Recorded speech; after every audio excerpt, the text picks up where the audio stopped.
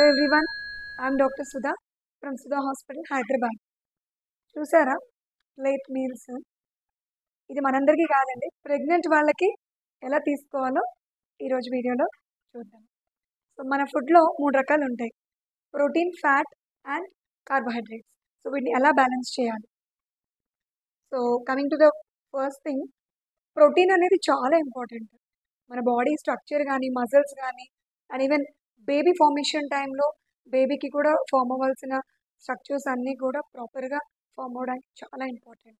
ఈ protein content కనుక తగ్గితే బేబీ లో బర్త్ వెయిట్తో పుట్టే అవకాశాలు కూడా ఉంటాయి.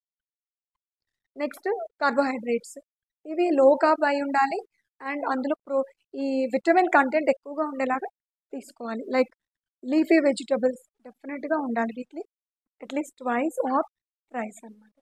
అండ్ మిగతా కర్రీస్ ఏవైనా కానీ రోజుకొకటి చేంజ్ చేసుకుంటూ తీసుకోండి. And third one, fats. ఇవి చాలా చాలా ఇంపార్టెంట్, ఎందుకంటే ఒమేగా 3 ఫ్యాటీ యాసిడ్స్ ఎక్కువగా ఉండే ఈ వాల్నట్స్, ఆల్మండ్స్ మీ బేబీ యొక్క బ్రెయిన్ డెవలప్మెంట్కి చాలా ఇంపార్టెంట్. సో మీ బేబీ బాగా యాక్టివ్గా మంచి ఐక్యూతో పుట్టాలి అంటే కంపల్సరీగా ఇవి తీసుకోవాలి మీరు. సో మీ ప్లేట్ని ఎలా ప్రిపేర్ చేసుకోవాలో చూద్దాం. లంచ్కి 1 కప్ రైస్, బట్ డయాబెటీస్ కనుక ఉంటే బ్రౌన్ రైస్ కానీ రెడ్ రైస్ కానీ ప్రిఫర్ చేయండి. And first of all salad తీసుకోండి విత్ క్యారెట్, బీట్రూట్, కుకుంబర్, ఇట్లా డిఫరెంట్ వెజిటబుల్ స్లైసెస్ తీసుకోండి. ఇది కాన్స్టిపేషన్ కూడా రిలీవ్ చేస్తుంది because rich in fibre. And next పప్పు.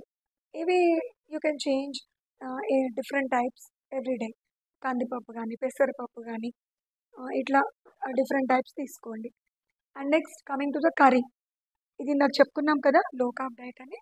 సో ఇది కూడా మీకు గ్రీన్ లీఫీ వెజిటబుల్స్ కానీ and any curries, beans, carrot, beetroot, ఇవన్నీ కూడా ప్రతి దాంట్లోనూ ఒక్కొక్క డిఫరెంట్ కాంబినేషన్ ఆఫ్ విటమిన్స్ ఉంటాయి.